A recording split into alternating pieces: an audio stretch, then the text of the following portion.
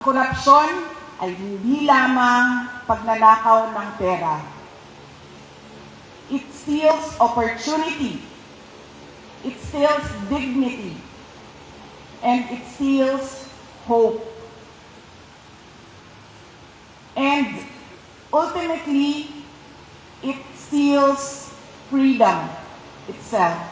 Today, we celebrate not merely a date, but the courage of a people who fought for freedom and sovereignty.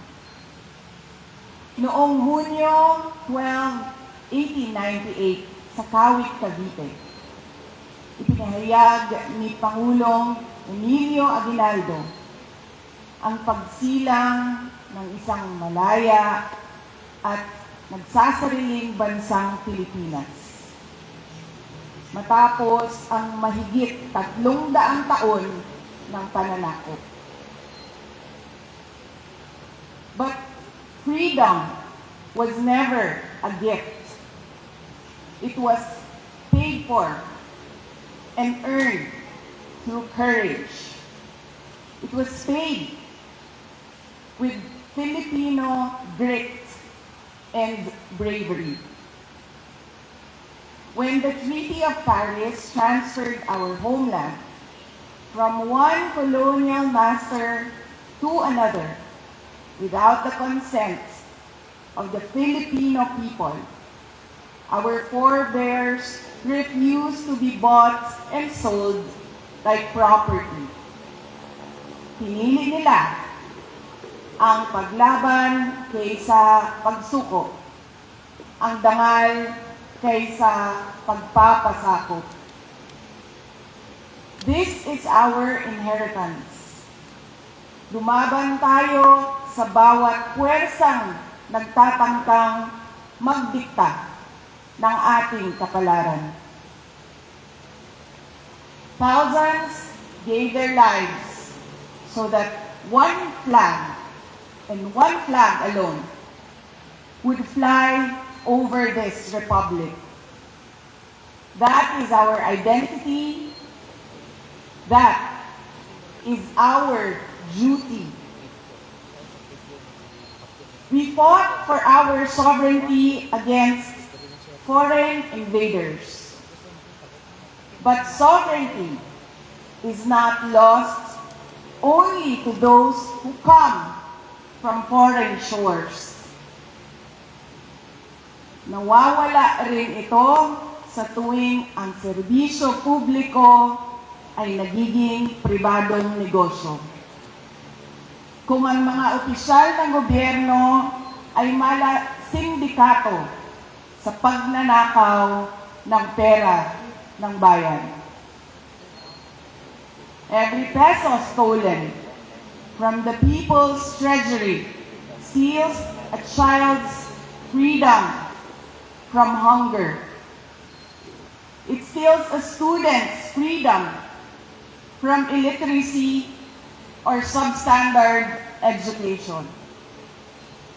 It steals a patient's freedom to obtain quality health care. It steals a worker's freedom to earn a decent living. Every ghost project is a classroom never built. Every corrupt contract is a road that was never built for farmers to bring their produce to the market. Ang korupsyon ay hindi lamang pagnanakaw ng pera. It steals opportunity. It steals dignity, and it steals hope. And ultimately, it steals freedom itself. Rizal, Bonifacio, Luna, and thousands of other Filipino heroes fought so that every Filipino could live with justice dignity, opportunity, and hope. Mga kababayan, freedom is never permanent unless it is defended. Sovereignty survives only when a people refuse to surrender it. Hope survives when citizens refuse to accept bad governance as their destiny. Hope survives when citizens act together, have their voices heard, demand what our heroes fought so gallantly for: the right of every Filipino to a dignified human life.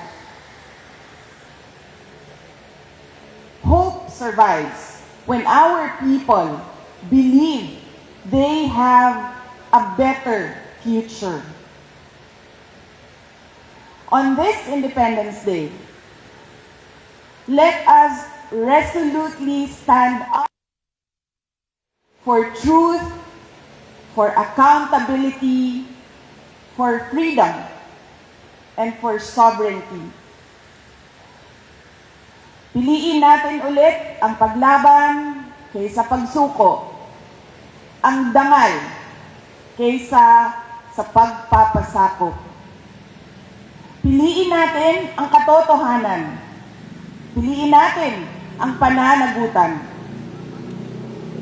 At higit sa lahat, piliin natin ang pag-asa. Mubarog ug makigbisog kita batok sa tanang puwersa nga musulay sa pagbuot sa atong kapalaran. Uban sa paglaom nga nagikan sa dili malupig nga gahom sa kasing-kasing sa katawhang Pilipino. Ang Independence Day mao ang atong adlaw sa paglaom nga ang kagawasan ug soberanya maugyod ang atong tinuod ug malungtarong kabilin. Mga kababayan, ang lahat ng ginagawa natin ay para sa Diyos, sa bayan, at bawat pamilyang Pilipino. Syukran.